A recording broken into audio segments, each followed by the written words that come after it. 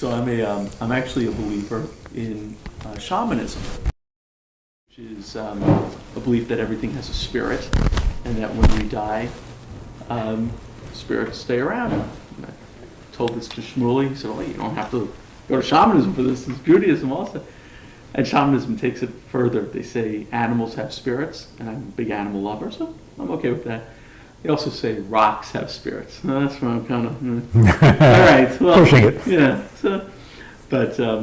So my father, with whom I was very, very close, who was I come from a long line of atheists, by the way.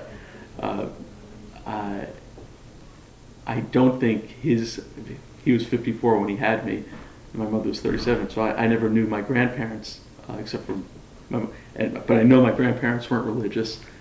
And I have a feeling that their parents weren't religious, so I don't know how long it goes back. But, everybody's from Europe, everybody married Jews. And so I was very, very close with my father, and things have happened since he passed that make me absolutely convinced that he's with me, he's around. We're very confused about what belief means. What does it mean to believe in something? To make an assumption? To think that it exists. Based on what? Based on evidence. Well, if you have evidence, then you don't have to believe. Well, not every matter of evidence is 100%. Okay, so the belief kind of completes the evidence or enhances it. No, the belief is the product of the evidence. So if the evidence was 100%, if every day there was a miracle, there was a parting of the sea every day, and no scientist could explain it. There was, then there's not a whole lot to believe in or not believe. It's clear, it's fact. Okay. So it's like we don't say we believe in gravity. Anybody that doesn't believe in gravity, you don't even want to have a conversation with. Okay, it's fact. If God made himself so obvious, so clear, that it was factual, then the concept of belief would be irrelevant. It'd be silly. It'd be gravity. It's because there's this grayish area. That's where you either believe or you don't believe. You either take the evidence that it could be God, and you say, okay, I'll believe, or you take the evidence and you know what, Big Bang, and you don't believe. Very few things are so black and white, I think. So to believe or not to believe is a matter of taste. Yeah, sure, absolutely. It's how one processes the evidence. Yeah. Well, the Jewish concept of belief is very, very limited. We hardly ever talk about belief. We talk about what was, the story, what happened. There's very little said about believing. The only emphasis, the only place where belief gets a lot of play is the belief in Mashiach, because it hasn't happened yet. So the only thing you can do is believe it, because there can't be any evidence. He hasn't come yet. Everything else is not a subject for belief. So part of the confusion is the definition of belief versus knowledge. So I love this example. An explorer comes back from Australia. First guy comes back from Australia. And he says there's an animal down there that hops around on two legs and carries its baby in a pouch. And the person says to him, oh, come on, I'm too intelligent to believe such nonsense. And he doesn't believe it. Is he lacking in belief, or is he lacking in common sense? On what grounds does he say, I don't believe this? He says, I'm too intelligent. But really, is that an intelligent reaction? No.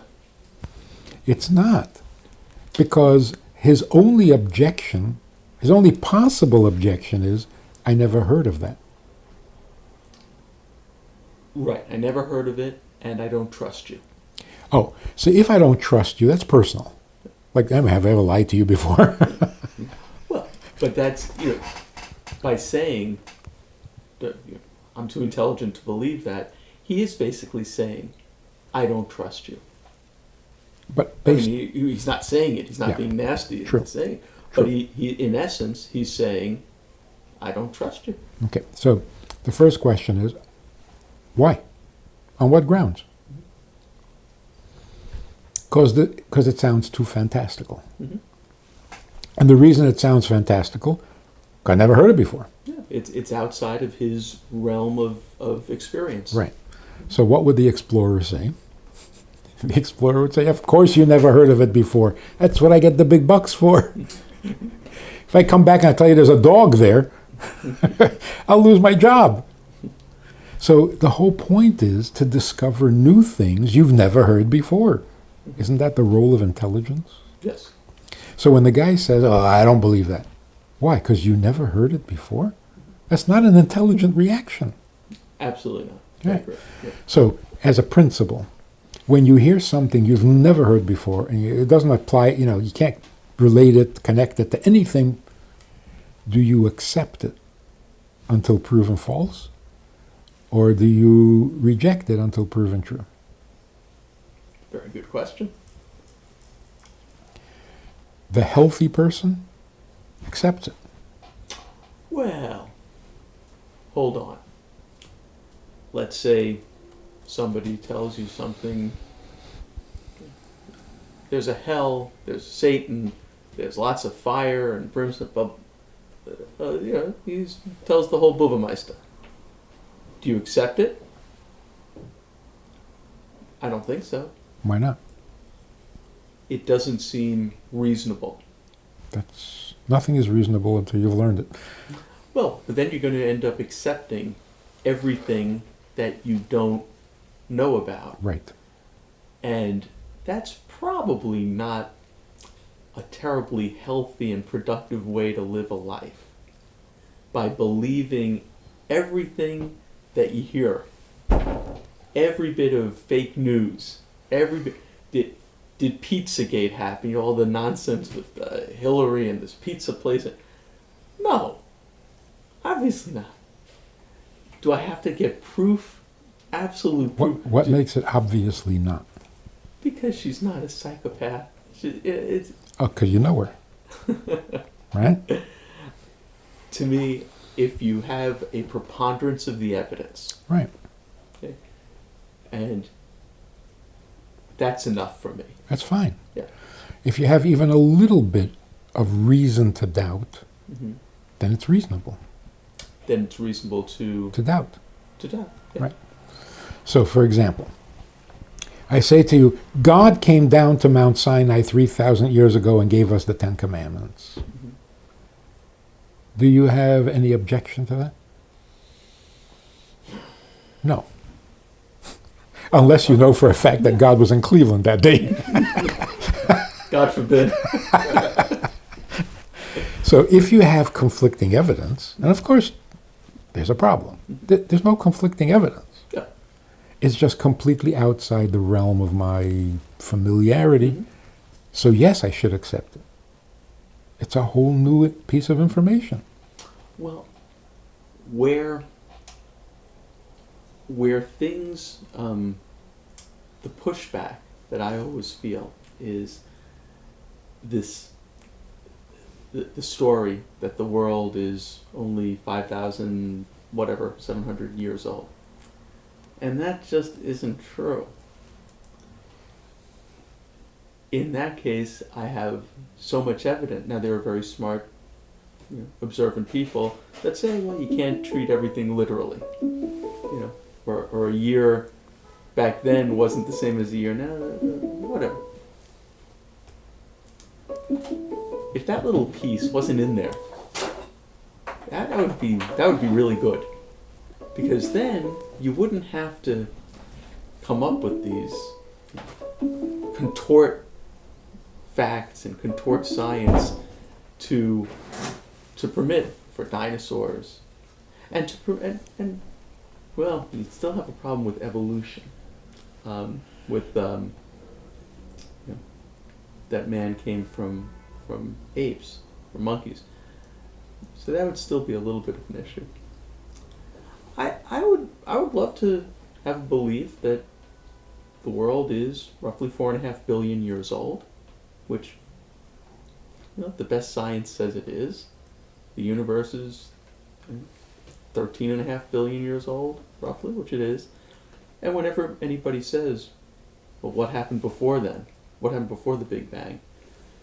There was Stephen Hawking, who you're obviously familiar with, said something that is very analogous. There was no before. It's like saying, what is a mile north of the North Pole? There is nothing north of the North Pole. The North Pole is the northernmost part of the planet. So you can't. So it's a meaningless question. So what was time before Time. the Big Bang? It's not a question that makes any sense. So if there was just a way to marry some of what science has come up with the words of the Bible, that'd be great. Okay, but just for the sake of argument, that makes sense because there seems to be evidence that contradicts the age that the Torah gives. Right. Fine, now we got to work it out. Yeah. But when there's no conflicting evidence, who created the world? Oh, there's a lot of conflicting evidence. Oh, well, the world was created by dust and... Whose dust? Where? Well, but it didn't come about in 7 days. No, it came about in 7 hours. Right? Okay. How long did a Big Bang take? Well, Big Bang didn't create the world. That's right. Something already existed. No, before the Earth existed, a lot existed. Yeah. There was 9 billion years of pre-Earth history. Right. So we're talking about universe. Yeah. So who created the universe? Well, that's a question. There's no question. Ask anybody in the world, the answer is God. Oh no, calm. Now, if that was the case, then there would be no such thing as agnostics. Agnostics are a tiny minority. No. 80% of all human beings believe in God. 20% of 7 billion. That's 1.4 billion. That's That's tiny. a lot of people. Well, 20% is not so tiny. Yeah, and but- I think it's probably more than 20%. But anyway, okay. So the question is, do we doubt things simply because we are doubtful? Yes, I think. So that In comes too many cases, yes. right. So that comes from bad experiences. Ignorance. You've been lied to, Mhm. and now you don't trust anybody. Or you're just closed-minded. Or closed-minded. Or, well, I'll give you an example with my mother. Again, comes from a long line of atheists / agnostics. And when I told her about things that had happened to me that made me sure that Dad was with me, and she still wouldn't believe that there's more than what she had grown up and heard about. I said, well, Mom, do you think I'm lying to you? A light came on in the middle of the night for no explainable reason. It was Dad showing me he was there. Do you think I'm lying to you? She said, no, of course not. I said, well, can you explain why I lie under very strange circumstances? I'm not going to bore you. She said, I can't explain it. I said, well, then how can you deny that there's something more, whether it's God, whether it's Dad, whatever, something more than what you believe in is truly in existence? She was 80-something years old because, after 80-something years of believing one way, you're not going to just change. It takes a lot because of inertia. It takes a lot of courage and a lot of intellectual curiosity to totally flip. I mean, to do a 180-degree flip I was asking too much of her. So we just didn't talk about it. So in that case, a very, very good example. If you were to ask your mother, you don't believe that dad is around, but is it possible? Is it possible? She would likely have said no. See, but that makes no sense. Yes, I agree. What do you mean it's not possible? Of course. Yeah. Right? Yeah. So here's the Jewish, I think, the original or uniquely Jewish approach. People talk about God for what, 5,000 years? There's something to it. Find out more. Mm. People talk about ghosts for as long as anybody can remember. Find out more. Mm. But to simply say, no, no ghosts. No. People are talking about it. There's something there. Find out more. So we take a very logical approach to God's existence, to God creating the world, to God giving the Torah. It's very simple. There's something being discussed. Somebody is saying something. Don't dismiss it. Find out more. So when I say to a guy, God created the world, he says, oh no. I said, wait a minute. You have any idea what I mean by God? He says, no. I said, so what are you objecting to? The rational question should be, what do you mean by God? And what does everybody mean by God? Because everybody's talking about him. So what are they talking about? So, well, it doesn't exist. That is so silly. Absolutely. And even the Torah. The Torah has been around for 3,000 years. It never happened? Come on. That is so silly. You can say, no, what happened was misunderstood. It was distorted.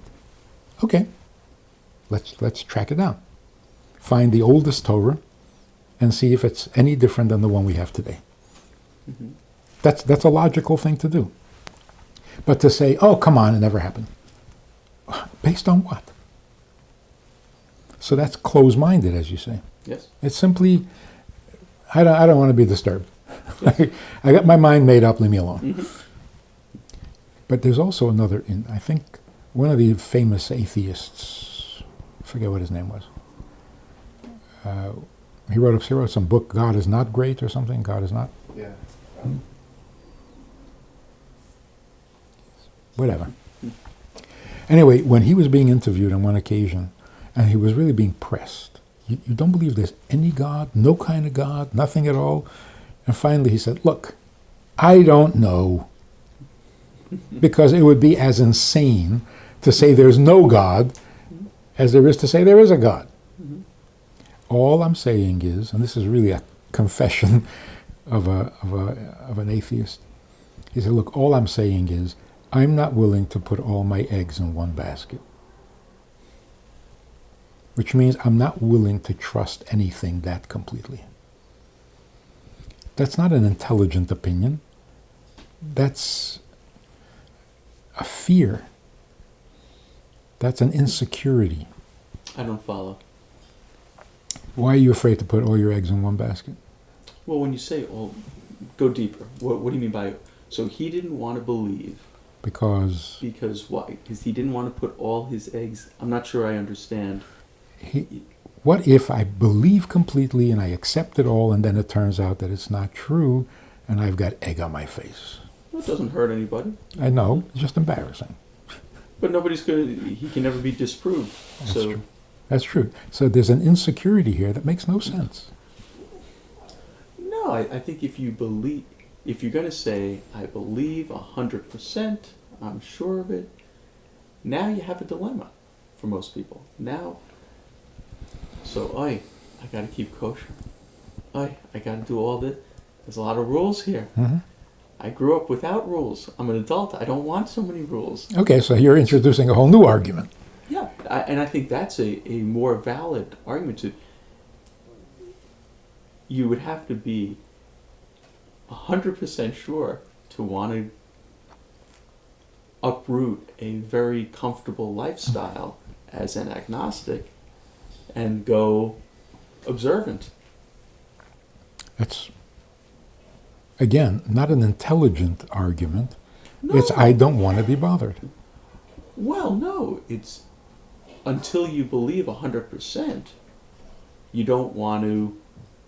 I don't like the term "put all your eggs in one basket." That doesn't clarify the situation. I don't want to invest so much time and energy and effort because I don't believe 100%. So which comes first? Well, it's the I don't believe because I don't want all that work, or I'm not going to do all that work because I don't believe. don't know. Not sure. But either way, it's not an intellectual position. I think it's a very rational position. Yeah, because I'd rather not do all the work. Yeah, I'd rather not do the work until I'm sure that it exists, that this is really the truth. Until you can show me this is the truth for sure, absolutely, I have other things to do. That's not intellectual. Oh, That's very pragmatic.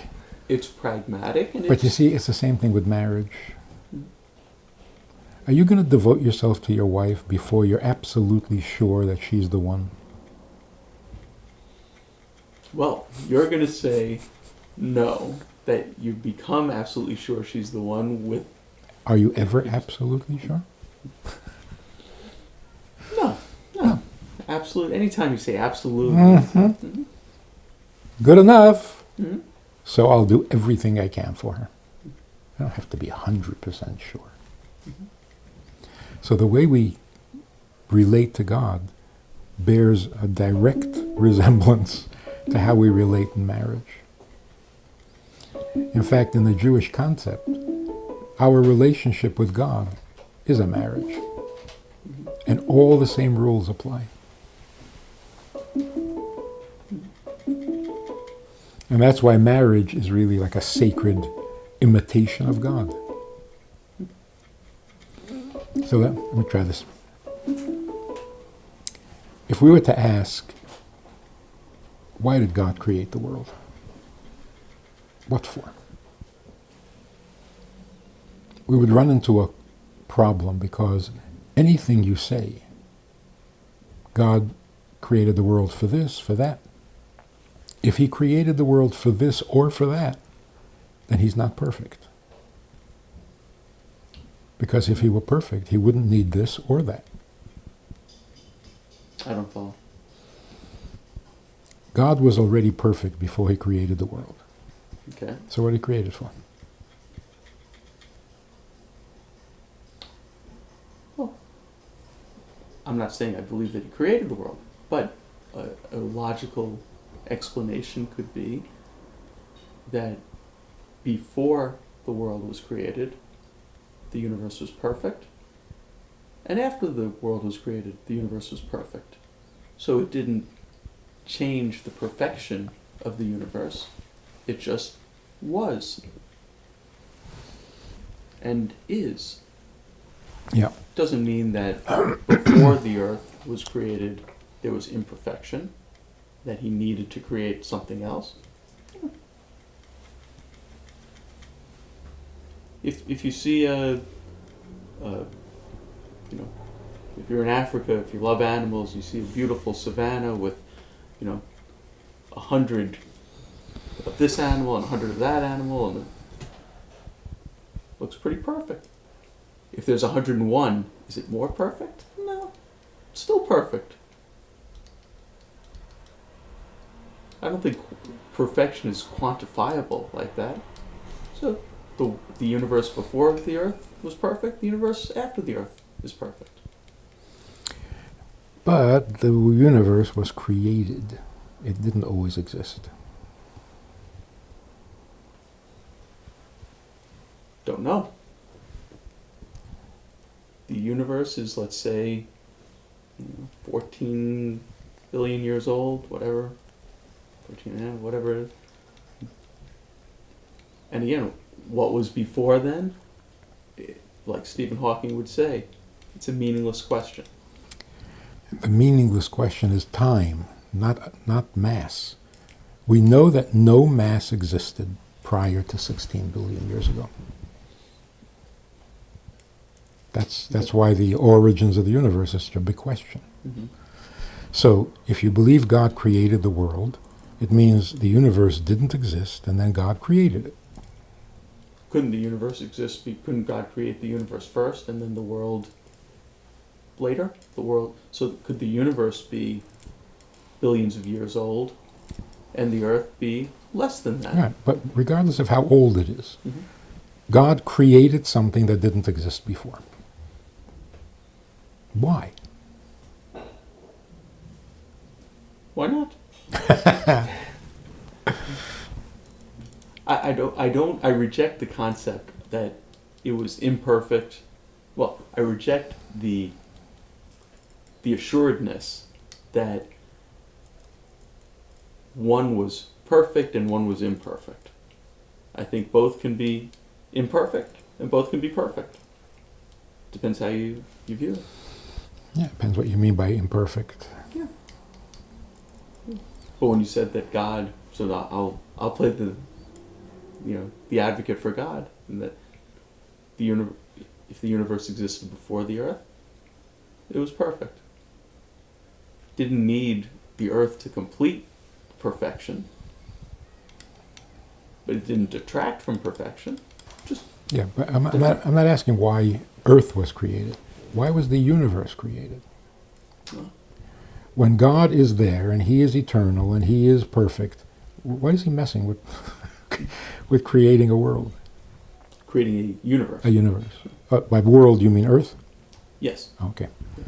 By creating the universe, for what?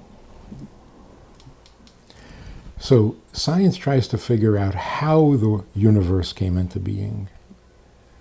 Judaism is trying to figure out why. Why would it exist? Mm-hmm. Because if you know why, then you have a purpose. If you know how, you haven't really gained much. Okay. Unless you plan to create another universe. And then you have to know how. Well, then you get into the multiverse. Yeah, so listen to this beautiful concept. God didn't create the world for something. The world or the universe? The universe, right? Because He didn't need anything. Mm-hmm. God created the universe to have someone, not something. Because the only absence in God's perfect existence was someone else. There was no one else. So, being perfect, He needs nothing, and so He desires someone else without wanting anything from them. Okay. That sounds like marriage. But by the way, would you be open to the thought that, again, before 14.5 billion years, the concept of time is meaningless. So, can God and the universe pop into existence simultaneously? So when you say God is eternal, what is eternal? It is eternal. Is there a time before 14.5 billion years? And if you say that you agree, no. Just like there's no mile north of the North Pole. So then, maybe, God and the Big Bang came, boom, together. God is the Big Bang. Maybe. And what would that explain? That would But just eliminate... add two mysteries instead of one. Well, but now you're eliminating some crucial, some very good reasons to not believe that, because science has pretty much shown that the universe is, 14 billion years. So by saying that it's only 5,700, you lose a lot of credibility. So we're playing the game here. No, okay. It's just, I would love to be able to marry to marry science with religion, so that they come together, Yeah. as opposed to, and because I'm very familiar with this because this is the background I come from. Science says this, and it's provable, we know it, and religion says that, so they don't come together. They will eventually. But Well, let's get it there now. Yeah, but the idea of God being eternal means he didn't come into existence. There was no before to his existence. He always was. Whereas the universe wasn't always. And that's why the question is, did God create it? Did a Big Bang happen? What changed for the universe? Nothing changed for God. Because by definition, God is eternal means there was no before, there's no after. Yeah, and by no before, let's just say nothing before 14 billion years. No, nothing before him. Which was 14 billion years. No. Then there is something before him. No. Just like there's nothing north of the There's North no Pole. time before him. Yes, yes. But that means that he wasn't always. Yes, no, it does. There's nothing before. Which means that time is part of the creation. Yes. But the creator can't be part of his creation.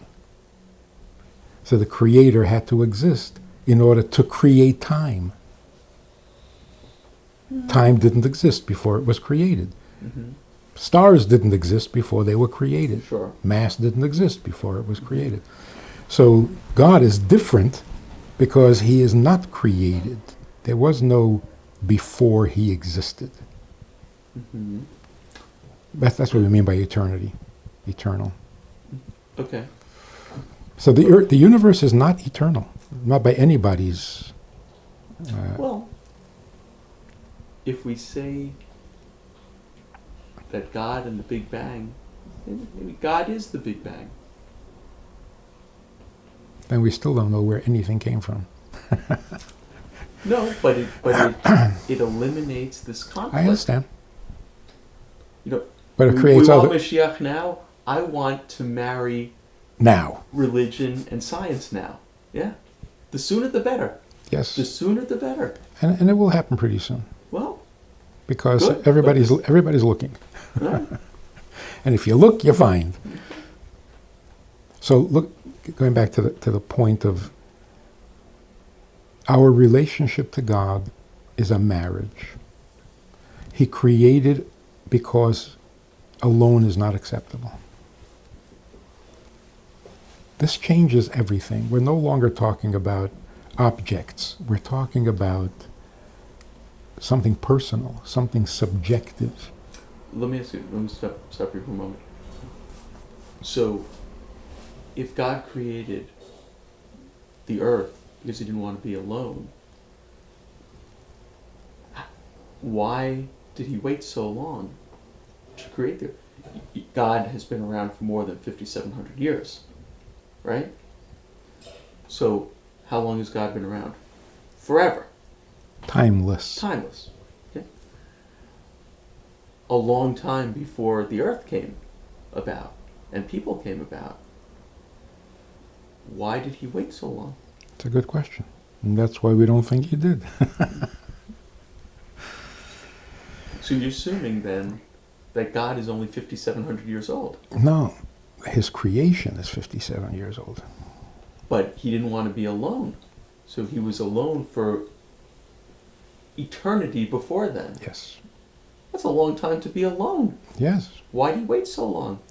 He didn't wait. Eternity is timeless. He wasn't waiting. Well, maybe I misspoke. If you say that he created the world because being alone is not acceptable, I think those were your words. Being alone was acceptable for a long, long time. No, there was no time. Time is part of the creation.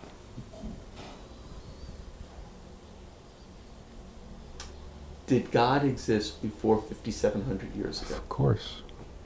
So he existed by himself. Yes. That doesn't seem acceptable. Exactly. That's why he created us. But why did he wait until only 5,700 years. There's no waiting. For him, it's timeless. He doesn't get old. But then why create the Earth 5,700 years ago? Why not wait? Why are we? If you're saying that God created the Earth because He didn't want to be alone, because alone is not acceptable, then it raises the question: why it didn't happen? Why did it happen 5,700 years ago, and not 5,800 years ago, or 5,900 years ago, or 59 billion years ago? So that's a question that should be pondered, I think. It's interesting. Yeah. So that, again, because this 5,700 is sticking I in my know, craw. I know, I can hear that. It's not a good number. It's not because it creates a lot of too much Okay. conflict with. A little off the record. Everything's off the record. Are you sure that the world is 16 billion, the universe is 16 billion years old? No, I don't think it's 16 billion. 14 billion. Yeah, I think so. Yeah, You sure? I'm sure. Am I sure that O.J. killed Nicole and Ron Goldman? Yes. How are you sure? Were you there? Of course he did. Of course. Okay. Are you sure though? Listen, I'm a rational person. I know the evidence. Blah blah blah. So based on the same, I'm a rational person. Yeah, it's 14 whatever billion years old. I would suggest that it is not. You see, O.J. killed somebody.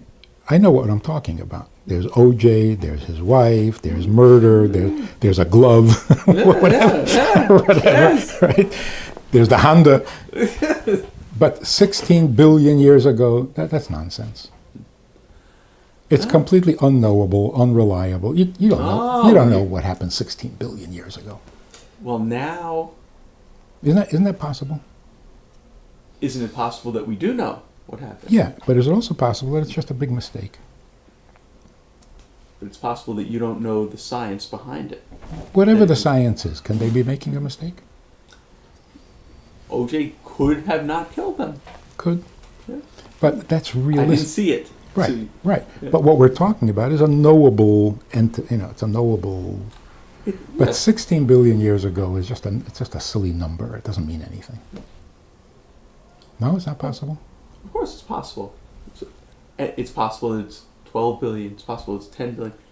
It's not, doesn't seem possible No, that it's 5,700 No? years. No. you see, but science, by its very definition, is always in doubt. Because once you know for sure, you're not scientific anymore. Because now it's dogmatic. Science never knows anything for sure. Well, it knows that gravity exists. It knows that But radiation exists. But it's not sure what it is, not sure how to handle it. There's That's so not much. True. Well, Yeah, there's a lot of stuff that science knows for sure. really? Yeah.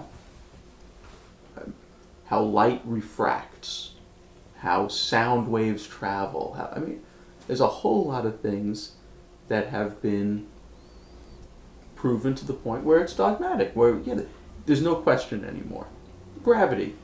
There's no question that if you throw a ball up, it's going to fall back down. Right. Yeah. Is that gravity? Yeah.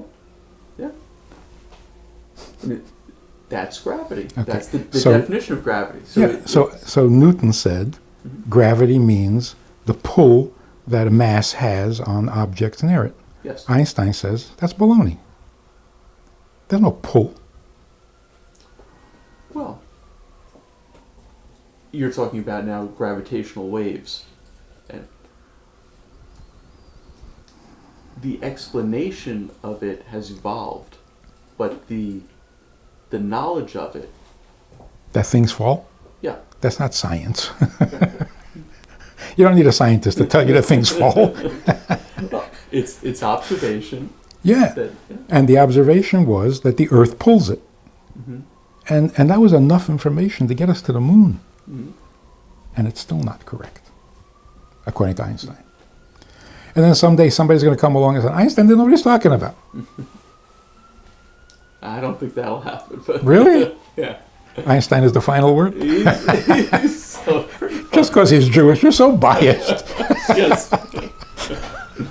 It's a wonderful. Are you familiar with gravitational waves and the concept behind it? And you're really familiar with it? I mean, I've read. It's wonderful. There's a great analogy. So imagine if you have a rubber sheet. A balloon. No, a rubber sheet, flat. Okay. Rubber sheet. And we tie it, so it's very taut. We tie it to, the corners, and then we put a bowling ball. And what's going to happen? Bowling ball's going to go into the middle and fall, right? So now you have this, what used to be a perfectly flat sheet of rubber. Now it's sunken. Now we put a marble. We have a marble. And what's going to happen to the marble? Without the bowling ball there, the marble, if we just push the marble, it'll go straight across. With the bowling ball there, it'll go into, so it gets caught it gets sucked into the gravitational pull. The distortion in the time. Yes, the distortion in the universe. Time space. Yeah. And Yeah, I could fascinating. never understand it until I heard that analogy. That was a good one. Have you ever heard that before? No, the marble analogy. Yeah. It follows the cracks on the street, and if you're looking from a skyscraper, you don't see the cracks. You just see the marble following a path, and you think. Anyway, no, brilliant. I mean, no question that Einstein was brilliant, but I don't know if he's necessarily the final word. There's so much more to discover, and Oh, absolutely. Well, he so didn't some find people. what he was looking Right. for. So, there's Fell plenty more. short. Sure. So some people say, look, you don't have to take the Bible so literally. 6 days. I'm suggesting that the same is true with science. Don't take it so literally.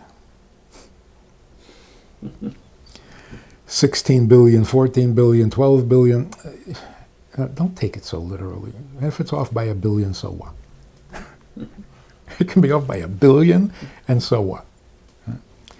So we don't need to take either one of them literally unless there's good reason. But just accept it. So I think somehow that is going to resolve itself, That'd be wonderful. because scientists can't be dogmatic. They've got to follow the evidence. And of course there are biases. Scientists, I'm sure Newton did not want to hear that his theory was not correct and have to rethink everything. Well, he didn't. Yeah, he wasn't actually, there. in the theory. I'm sorry. He wasn't there to hear it. No. But he never said. It's really interesting. He explained gravity. He put the equations together. How bodies fall at accelerating rates.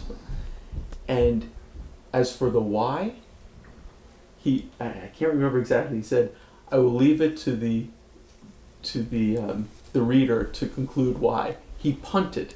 He expressly didn't know, so he never got it wrong. He said he just never got it right, and it took Einstein something like 16 years of really thinking about it to come up with that bowling ball in the rubber analogy. So Newton wasn't wrong. Newton was wonderful, even though he wasn't Jewish. He was wonderful, but he Didn't take it punted far enough. on that. Well, But he tried to. He couldn't take it further. Newton was a almost fanatically religious man. Mm. You ever see any of his religious writings? No. Wow. Amazing. I'll give you a quote of his. If you cannot take Scripture literally, it means that you trust your imagination more than the text, so you cannot call yourself a true believer. This is Sir Isaac Newton. Mm-hmm. So, Well, that's very interesting. That's why, yeah. So, without being 100% sure, I don't want to believe 100% because then I have to take it Make literally, changes. Right. and then I can't shave anymore. I wouldn't look good with it, and my wife would. Nah, it wouldn't work. Unless she became religious before you. Facial hair doesn't go. Yeah. Anyway, here's the conclusion of what we're talking about. We don't believe in God's existence. It's been too long that God has been a topic of conversation for God to not be real. So we believe in God? Not really. We know there's a God because he's been around for a long time. And the only question is, what exactly is he? So it's really not correct that we believe God exists. Because if he exists, then find the evidence. Find the logic. To believe is a lazy alternative. So where does belief come in? Belief applies only to the unknowable. For example, how do you know what he cares about? You can never guess. For that, you have to believe. If he said, I want you to eat cow, not pig, okay, I would have never, that would have never occurred to me. So what do we believe about God? The unknowable. But that he exists, that's got to be knowable. And what he is. Yeah. And what he so the fact that he's infinite, that's not a belief. If no one created him, then nobody put restrictions on him, so he's infinite. Every restriction comes from a stronger power. Mm. If he's God, there's no stronger power, so he's unlimited. That's not belief. That's just, if he's limited, he's not God. Well, it gets to what is God. Well, by definition, he's not a created being. Because then you have to ask who created him, and it just goes on and on. So if he's not created, he doesn't have limits. Can he be constantly evolving and growing, just like the universe is expanding? I have some sort of belief that Shmuley said when I explained what happened with my father, that lights came on in the middle of the night. And I said, well, I believe it was my father. You can believe it's God. I knew my father existed. I don't know that God exists, so I'm believing my father. And he said, your father, God, they're working for the same company. Maybe the company is growing. Yeah. So maybe each soul gets incorporated into God, and God is becoming bigger and more. In some way. Yeah. Obviously, if he created the world for a purpose, as that purpose completes itself, he gets completed. Or satisfied, or something. So he's not going to get older, but he may gain, he does gain something from his creation. So as the world gets better, he gets happier. It satisfies some need in him. But again, the need is not for the existence of a tree. It's for the relationship that he can have with his creation. And that's why he's a living God, not an object. But he has a relationship with the tree and with the animals as well. Yeah, but the ultimate relationship is with that which can reject him. Like marriage means you marry somebody who could hate you. And if you're not willing to take that risk, then it's not a real relationship. So if God is so smart, did he know that people would kind of get upset with him? and maybe even deny him and hate him. And yeah, and that's what he wants. A real relationship, which means it can go either way. So I don't know if trees can hate him. We can. And I think that that's what gave Judaism its lasting power. You want to be angry at God? Still a good Jew. You're angry at your wife? Well, you're still married, right? In fact, that proves how married you are. Because if she was a stranger, you wouldn't care. But now, every word she says and everything she does bothers you because she's yours. And the same thing with, he's our God. We don't always like him. Certainly not after a Holocaust. But he's our God. Whereas other religions, either God is good or I don't need him. Either God is going to protect me and take me to heaven or forget about it. So there's a definite condition to the relationship. With Jews, it's like, you mean you go to heaven when you die? Who cares? It has nothing to do with the relationship. You go to heaven, you don't go to heaven.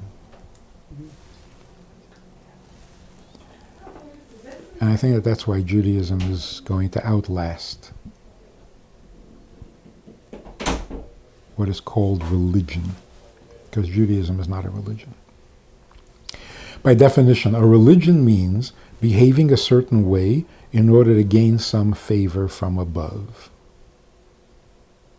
Is that the definition of religion? That's what it boils down to. You do this in order to get some spiritual reward. Well, that's what most religions are. Yeah. But that's not what Judaism is. Right. And I would consider Judaism a religion. Right. So I'm saying that because of this difference, it really isn't a religion at all. That's only if you define it Yeah. as such. Yeah. So what makes Judaism different? All religion is trying to get Yeah, we're not to looking heaven. for something. Right. Yeah. We are not trying to get to heaven. We're trying to drag heaven down here because we don't want to leave. So if we're going to have to bring him together, he got to come here. And he wants to come here. That's the whole point. He wants a relationship. And he initiated the relationship. He created us. We didn't ask him to. So that's the difference. Are you trying to get to heaven, or are you trying to bring heaven down to earth? Judaism brings heaven down to earth. And that's why it's important to know that your Father is still around. Because this belief that, you die, you're gone, it's over. No. Too big a gap between heaven and earth. Yeah, a soul goes to heaven. How far do you think heaven is? I think it's right here. Exactly. So, in some way, even the fact that your Father is present is not a belief. Well, where do you think he went? He's got to be somewhere, right? Where's the leap of faith? There's no leap of faith. Well, no, there is. I mean, look, I have a smart brother who wouldn't believe in this, and I wouldn't have either, unless certain things happened. Because you weren't supposed to believe it. You were supposed to wait for it to happen. Well, and it happened. And it happened. But had it not happened, you wouldn't know. I wouldn't know, and I wouldn't believe. You weren't supposed to believe. No. You don't just make up stuff. See, that's what I'm saying. Belief can be so reckless. You don't believe anything? That's silly. Don't believe anything. Well, that's what I was saying when we started the conversation, that you can't just believe in everything, because then it's not the way to live a life. Yeah, you don't just believe something for no reason. Mm-hmm. That's true. Mm-hmm. But if a guy comes and says, I saw an animal, why are you so... Right, but before my father made his presence obvious to me, How were you supposed to know? I wouldn't think. I would think that, he's in the ground, he's 6 feet under, and that's it, and nothing. Right. And that would be a very reasonable way to think about things. Right. But that doesn't mean it can't be different. Hmm. So as soon as something changes, you say, oh, okay. But now that it's changed, now I know Exactly. that it is. Exactly. No leap of faith. Right, yes. Hmm. That's why I think Judaism has to stay rooted. We don't just believe stuff.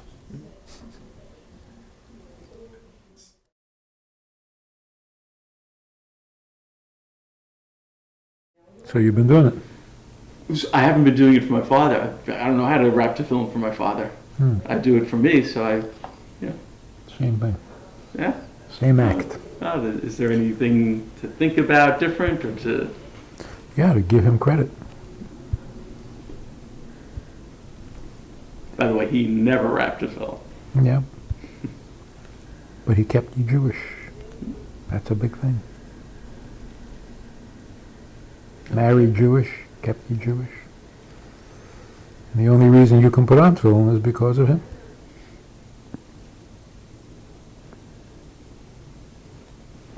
It was like when Senator Lieberman was running for vice president, or was going to run for vice president, or whatever, and he was keeping Shabbos. And everybody was like, wow, wow, wow, somebody who observes Shabbos can become the vice president. Yeah, that's pretty impressive. But what made it possible for a guy who could be vice president in America to keep Shabbos? The grandfather who kept Shabbos when it was impossible back in Russia or in the early years in America. So who's the real hero? So you did it already today? Did not. Let's. I thought, this will be a little. Have a yarmulke somewhere? I have. You have. You come equipped.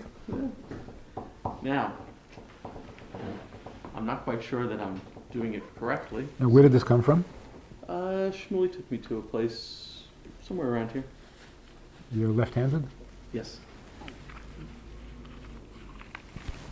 Let's get this. I guess I do Okay. the abbreviated version. Now we got it right. The abbreviated version? Yeah, without the Shema. Do you read Hebrew at all? Not since Hebrew school. A long time ago. All right, let's just say the one. Shema Yisrael. Shema Yisrael. Adonai Eloheinu. Adonai Echad. So you do know. Baruch. Baruch. Shem. Shem. Kavod. Kavod. Malchuso. Malchuso. Va'olam. Ba'olam. Va'ed. Ba'ed.